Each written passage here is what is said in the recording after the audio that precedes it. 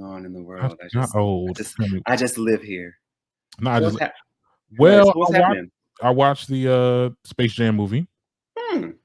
Space Jam, I think A New Legacy. That's what it's called. Mm-hmm. Okay. I mean, it was a mess, but It was a mess. well, I can't. I don't want to be biased because I'm not really into basketball movies except for like Love and Basketball. Yeah. But I mean, and Space Jam was cool when it came out. Because I think it came out like I know it didn't come out at my time. It was like '90s, late '90s or whatever, right? That's not your time. Wait, when were you born? You were born in the 2000s? 97. Oh shit! Oh, bless your heart. Okay. Bless my heart. I'm good. Oh yeah, yeah. Oh, I didn't. I'm just saying, like, you weren't here for the original Space Jam. Wow. I was. Let me see when it was. Let me see when it was released. Lord, what a time! Not what a time. That was back when R. Kelly was teaching the kids to believe that we could fly. Wait, he was definitely he was like, 1990. Okay, yeah, year before I was born. Okay, yeah, 96. So it's around my time. I was in like third or fourth grade when Space Jam came out. Well, here's the conversation because I actually made a TikTok video about this, and it goes into the fact that a lot of people were going back and forth saying that whether it's good or bad or whatever, and there was people saying, "Well, it's a kids movie. It's a kids movie. Like you shouldn't." Because it's people doing think pieces on it. Okay, this is what people do, like YouTubers or TikTokers that talk about it. But the whole thing is, y'all keep on saying that it's a kids movie. Like, why y'all? It's not for y'all 30-year-olds, but it is for y'all. It is for us. Because what child? And I said this on my TikTok. Like, what child is actually going to be like, oh my god, I want to watch the new Space Jam movie? Did they even see the first one? Who? About the 30-year-olds? No, the kids. They say it's for kids. It's for kids. I'm like, only kids watching it is parents that grew up watching the first one and saying that, hey, you're watching the second one because I watched the first one.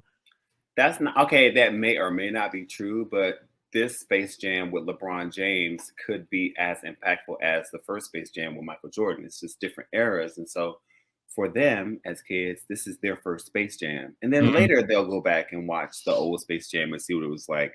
But this was a moment, like, it's called a new legacy for a reason. It's just like people who love the Parent Trap with Lindsay Lohan, right? Who didn't even know about the original Parent Trap until after they'd seen the Disney version.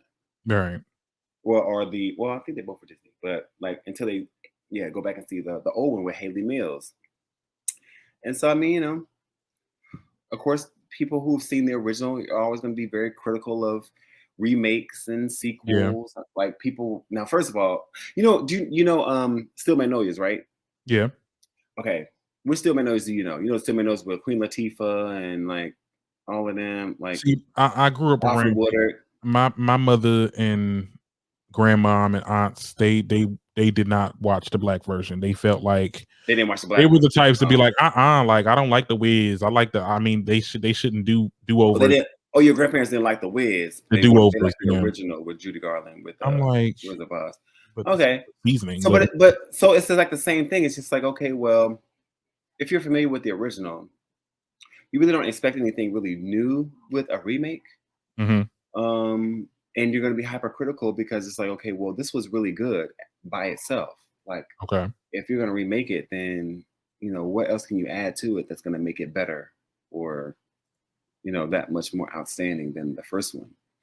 And so with Space Jam, it's like, well, it's not technically a full remake. It's like what? I don't know. You know how like they have those movies that are like franchised, but like they have like different spins in a sense. I won't say it's a sequel. It felt like it's given sequel. It did. I mean, they mentioned. Well, I watched it. They and spoiler alert.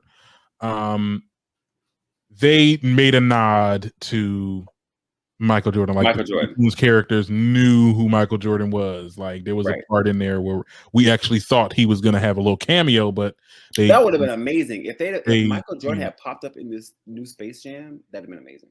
Yeah, and my whole thing with it too, like the part where I'll sit there and say that the only thing that I found negative about the show, the storyline was great. I love how they had I was about to say Michael Jordan, LeBron as this, this person that's militant and he is like full strong on his career and he wants to, sway his son into that direction, but his son is not really into that direction. He's into something else. Good storyline. But the problem is during the whole setup or the call to action in this movie or whatever, it did what Wreck-It Ralph Break the Internet did, where did you watch that movie? Well, there was a part in that movie where they went on the internet or whatever, and then they went to Disney.com or whatever, and you've seen like all the franchises that Disney owns, right? So you've seen Star Wars, and you've seen Marvel, and you've seen the Disney princesses and all the stuff that all the movies and shows that Disney owns. You kind of see that in Space Jam and what Warner Brothers owns. So you've seen Batman and you've seen this person and that person, this person. They had like small little slapstick cameos or whatever when you watch it. And it's like I was paying attention to who I was seeing in the background more than the actual movie. Like I was like, oh my God, the penguin is over there. Oh, the mask and who this person, that person. This like it wasn't like I was distracted. And that's why I was like, this is taken away from the actual story. Which I mean, well, okay. Not the only person that has these feelings. With the original director of the first movie, Joe Patika, or however you pronounce his name, said that he didn't like it and said that it was an uninteresting mess and that LeBron is no Michael. He's right. He's right that LeBron is no Michael because Michael Jordan isn't a billionaire. Oh, an active basketball player. Boom.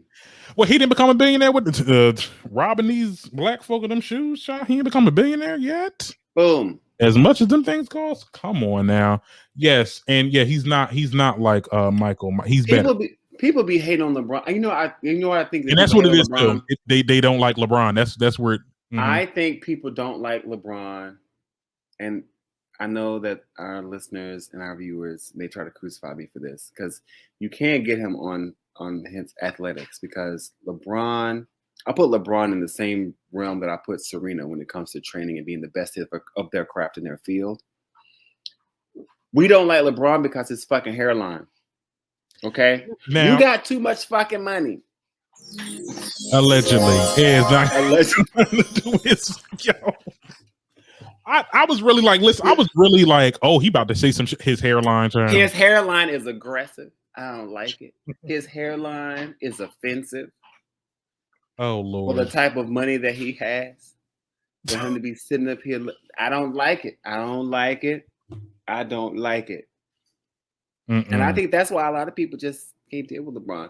But outside of him being, King Bron and being, or any, what I've learned is too, any person who is very confident in their own abilities and isn't afraid. I kind of hate it. Yeah, and isn't afraid to be confident in their abilities.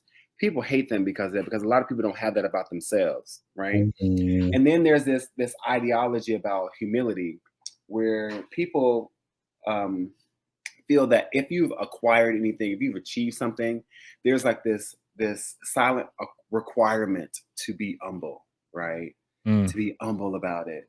And I'm like, do y'all really understand what you're asking people to do? You're asking me to live and dwell and be in the same mental space that I was in when I did not have, when I did not achieve, when I did not blah, blah, blah. But they'll say, remember where you came from. I can remember where I came from and still celebrate where I am. Mm-hmm. They want you to have survivor's guilt. Right. I'm just like, you want me to not be and own everything that I am and I have to make you feel comfortable. Being humble makes other people comfortable. It has nothing to do with the person. And LeBron, when he's performing, because I mean, it's sports entertainment, right? It's a multi-billion-dollar industry because it's kind of like the slave trade was. They had the slaves, and they would do the what's it called? Help me. When they were from the trade, they slaves. What's it called? Auction? Not the auction. They would have the draft. That's like a draft. Right. You know what I mean? Where they were like, they would train them to like, this is how much he's this big, blah, blah, blah, like gladiator system. And I'm like, so it's all the same. It's the same vein. And he's just really, really fucking good and successful at what he does. And he's made it. And he also takes the money that he makes, creates impact in his community. And he's living the dream that a lot of people wish they could live. Right. And so anything that LeBron James does is going to be criticized. It's going to be, people are going to be hypercritical. But I'm sure it's an amazing all the movie. good that he's doing, there is no other person I could think of that if there were going to be a remake of Space Jam, the next person would have been Kobe, and then after Kobe, it would have been LeBron James. So, yeah, tell these people to shut the fuck up and go watch the movie. It's on HBO Max. You can watch it for free if you pay for the app. Yeah, but if you broke, just say that. Honey.